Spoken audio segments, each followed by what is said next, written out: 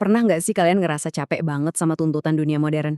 Kayak cemas mikirin omongan orang atau stres setengah mati cuma buat pertahanin gaya hidup? Nah, dalam sesi bedah materi kita kali ini, kita bakal mulai sebuah perjalanan kognitif yang, jujur aja, luar biasa banget. Kita akan bongkar habis kecemasan sosial zaman now dengan membedah sebuah gaya hidup ekstrim yang, anehnya, terbukti bawa kedamaian pikiran. Jadi, siapkan diri kalian buat nantang semua hal yang selama ini kita anggap normal. 13. Angka ini bukan sekedar angka acak loh. Coba kalian bayangin, selama 13 tahun penuh, kalian gak pernah sekalipun pakai alas kaki kemanapun kalian pergi. Nah, subjek pembahasan kita hari ini, Gobind Vasdev, benar-benar ngejalanin hidup tanpa sepatu selama tepat 13 tahun. Mau itu di jalan aspal yang panas terik, jalan-jalan di dalam mall, sampai masuk ke bandara internasional sekalipun, dia benar-benar nyeker. Oke, mari kita selami lebih dalam. Karena fakta berikutnya nih nggak kalah bikin geleng-geleng kepala. 19 tahun dia hidup tanpa pakai sabun, tanpa shampoo, dan ya, tanpa pasta gigi. Cuma ngandelin air, garam, dan minyak alami. Gila kan? Kalian mungkin sekarang mulai mikir, wah ini orang nyari sensasi doang kali ya? Jawabannya, sama sekali nggak. Pilihan-pilihan ekstrem ini tuh bukan cuma kebiasaan unik atau sekedar caper. Ini sebenarnya adalah sebuah gerbang yang sangat disengaja buat ngelepasin diri dari belenggu pengondisian sosial masyarakat kita. Ini tuh cara nyata buat ngebongkar matriks rutinitas yang selama ini kita telan mentah-mentah, supaya pada akhirnya kita bisa nyari kedamaian mental yang sesungguhnya. Jadi, inilah peta perjalanan kita hari ini. Kita bakal ngupas 5 lapisan utama, mulai dari dekonstruksi fisik lewat terapi nyeker, ngebongkar jebakan validasi sosial, mempertanyakan standar normal kita, berlatih ikhlas lewat konsep copyleft, sampai akhirnya mendefinisikan ulang apa itu cinta. Oke, kita masuk ke bagian pertama nih, nyeker sebagai terapi fisik dan mental. Kita mulai dekonstruksi dari lapisan yang paling fisik dulu. Ceritanya tuh berawal dari niat sosial. Waktu itu ada gerakan amal buat anak panti asuhan, di mana orang jalan ratusan kilometer tanpa alas kaki.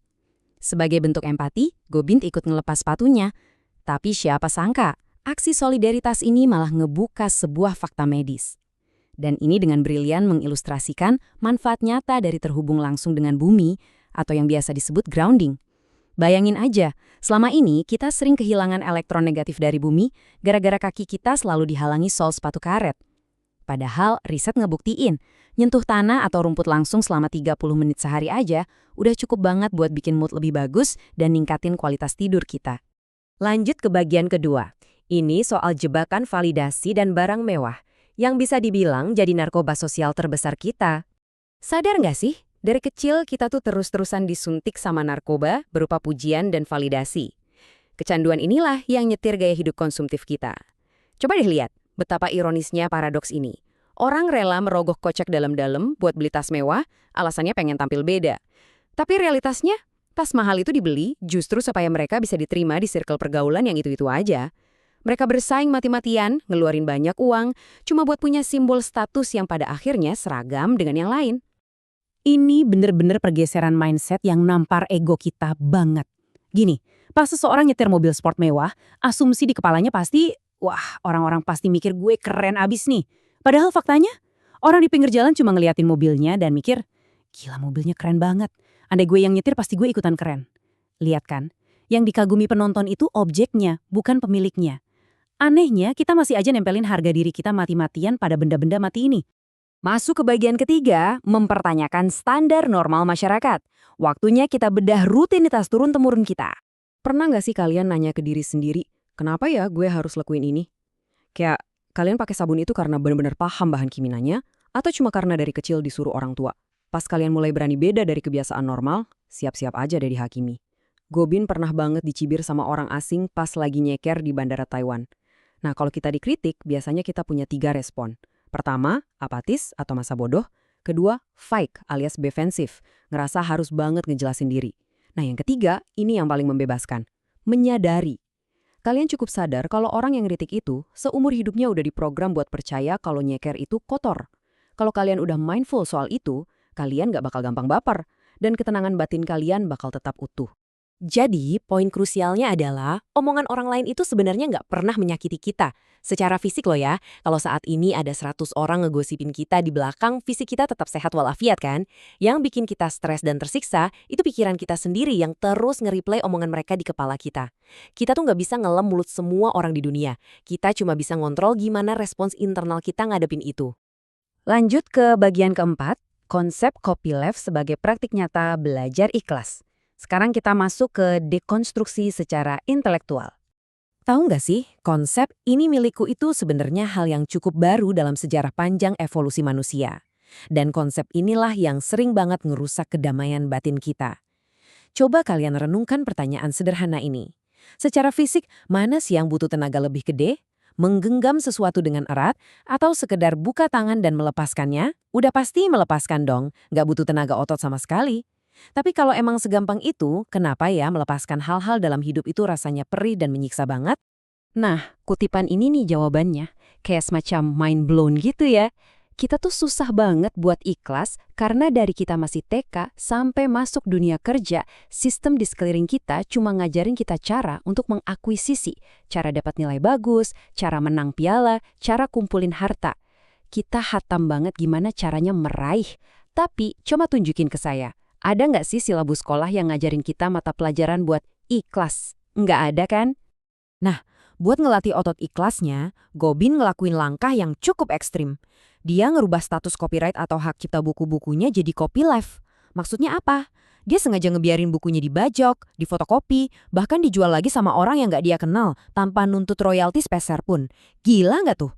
Pasti di awal ego kita bakal meronta-ronta lihat karya kita diambil orang. Tapi ya justru itu intinya. Dia ngejadiin kerugian finansial itu sebagai arena latihan harian untuk benar-benar melepaskan, bukan cuma sekedar baca teori soal ikhlas dari buku motivasi. Mari kita bergeser dan melihat bagaimana ini semua saling terhubung untuk mendekonstruksi lapisan terdalam kita. Di bagian kelima ini, kita akan membahas soal menemukan cinta tanpa kebencian. Ini mungkin bakal kedengaran agak nusuk, tapi mari kita jujur sama diri sendiri. Apakah kita benar-benar tulus mencintai pasangan, anak, atau sahabat kita? Ataukah jangan-jangan kita sebetulnya cuma cinta sama kondisi ideal yang lagi berhasil mereka penuhi saat ini? Coba perhatiin, pas seseorang udah nggak menuhin ekspektasi atau standar di kepala kita, misal sikapnya berubah dikit, seringkali cinta itu mendadak luntur jadi kekecewaan yang luar biasa. Kalau kayak gitu ceritanya, berarti selama ini yang kita cintai itu adalah syarat-syaratnya, checklistnya, bukan manusianya.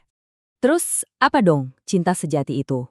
Cinta yang sejati rupanya bukan tentang transaksi kasih sayang yang eksklusif buat orang-orang yang udah baik sama kita.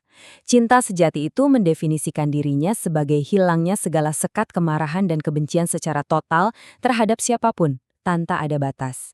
Ini adalah kesadaran penuh bahwa pada dasarnya kemanusiaan kita tuh terhubung satu sama lain. Kalau yang satu luka, kita ikut ngerasain lukanya.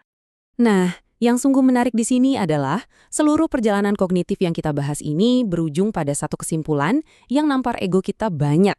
Pencapaian terbesar dalam hidup rupanya bukanlah ngumpulin rentetan gelar mentereng, kejar validasi sosial, atau numpuk barang mewah biar kelihatan sukses. Enggak, bukan itu. Perjuangan hidup yang sesungguhnya justru ada pada upaya kita mati-matian buat ngikis semua ego, kemelekatan, dan standar-standar palsu yang udah dijijelin sama masyarakat ke dalam kepala kita sejak kita lahir. Sebagai penutup, coba deh renungkan pertanyaan ini dalam-dalam. Apa sih yang saat ini bikin pikiran kalian sering gelisah dan nggak bisa tidur tenang?